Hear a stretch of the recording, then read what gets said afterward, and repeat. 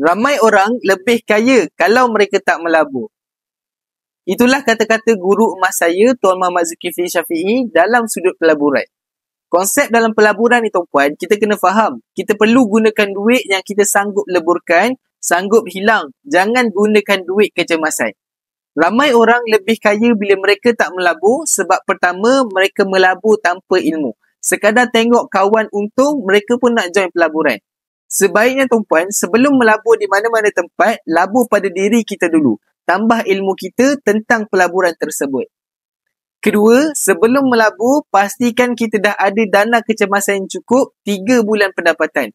Kalau gaji kita RM3,000, at least kita ada RM9,000 yang kita simpan dalam bentuk cash. Kalaupun pelaburan yang kita join tu rugi, at least kita ada dana kecemasan untuk kita survive lagi 3 bulan.